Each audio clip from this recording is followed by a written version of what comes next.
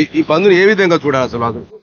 ఆలయ విస్తరణ, ఆలయ అభివృద్ధిని అడ్డుకుంటట్టు భావించాలా, లేకపోతే నిజంగా భక్తుల కోసం, భక్తుల భావాల కోసం మీరు కొట్లాడుతున్నట్టు అనుకోవాలా? హిందూ భక్తుల మనోభావాల కొరకు ముఖ్యంగా, అదేవిధంగా ఈ రాజన్న భక్తులపై ఆధారపడినటువంటి చిరు వ్యాపారుల వారి యొక్క జీవన విధానం మీద మేము మొట్టమొదటి నుంచి మరి మేము ఇక్కడ అన్యాయం కావద్దని చెప్పి మేము ప్రయత్నం చేస్తూ ఉన్నాం. ముఖ్యంగా మరి ఆలయ విస్తరణ పేరిట రాజన్న ఆలయాన్ని మూసివేస్తే మరి ఇక్కడ ఉన్నటువంటి రాజన్న భక్తులు మరి ఎక్కడ దర్శనం చేసుకోవాలని మేము కోరుతా ఉన్నాం.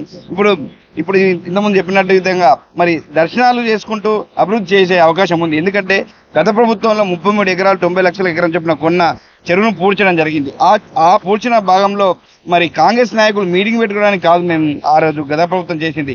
మరి అక్కడ క్యూ లైన్స్ కానీ, అన్నదాన సత్రాలు కానీ, అదేవిధంగా కళ్యాణగడ్డ కానీ, మరి కళ్యాణ మండపాలు కానీ ఇలాంటి చేసుకోవడానికి అనువైన స్థలం 33 ఎకరాలు ఉంది. అక్కడ మొదలుపెట్టిన తర్వాతనే, అక్కడ మౌలిక సదుపాయాలు నిర్మాణం జరిగిన తర్వాతే మరి ఆలయాన్ని మరి ముట్టుకోవాలని కోరుతాం. మరి ముఖ్యంగా ఈ అధికారులు ఇప్పటి వరకు డిపిఆర్ కానీ, మరి మాస్టర్ ప్లాన్ కానీ, ఇక్కడున్న ప్రజలకు కానీ, పురప్రముఖులకు కానీ, మేధావులకు కానీ, ఎవరికి కూడా మరి బ్రాహ్మణ సంఘాలకు కానీ తెలియకుండా అవి రహస్యంగా చేయడం ఎందుకని మేము ప్రశ్నిస్తా ఉన్నాం. ముఖ్యంగా మరి గతంలో మరి ఏప్రిల్ 15 నాడు ఈ రాష్ట్ర దేవాదాయ శాఖ ప్రిన్సిపల్ సెక్రటరీ శైలజ కానీ, మరి దేవాదాయ కమిషనర్ కానీ, కలెక్టర్ గారు కానీ, ఇక్కడ ఈఓ గారు కానీ వాళ్ళు ఏం మాట్లాడారు, జూన్ 15 నుంచి ఆలయాన్ని మూసేస్తామని చెప్పడం, మరి మేము రాజన్న ఆలయ పరిరక్షణ సమితిగా ఏర్పడి మా యొక్క కార్యాచరణ ఈరోజు బంద్ ప్రకటిస్తే మరి మేము జూన్ 15 నుంచి ఇంకా అనుకోవడం లేదని వారు మాట మార్చే పరిస్థితి.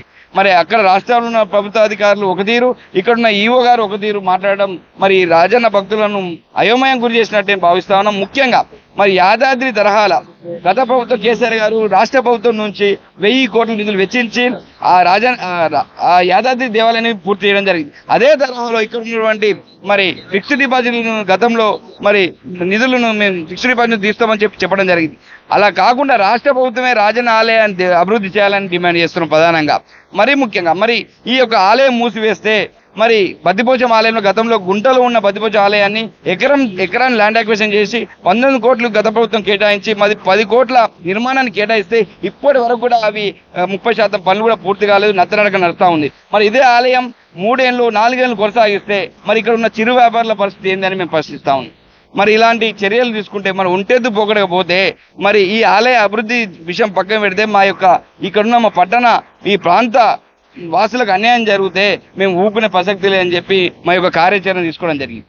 మరి వీరు ఇప్పటికి కూడా వాళ్ళు నిన్నటి రోజున కాంగ్రెస్ నాయకులు ప్రతి షాపుకు వెళ్ళి మీరు దుకాణాలు మూయొద్దు తీసుకోండి అని చెప్పినా కూడా ఈరోజు 100% ఈ పట్టణంలో ఉన్న వ్యాపారస్తులు, దుకాణదారులు, కొబ్బరి దుకాణాలు సహా వారు స్వచ్ఛందంగా మరి పొద్దున్న నుంచి ఇప్పుడు 12 అవుతా ఉంది, పొద్దు నుంచి వాళ్ళు స్వచ్ఛందంగా బంద్ చేయడం నిజంగా గొప్ప విషయం.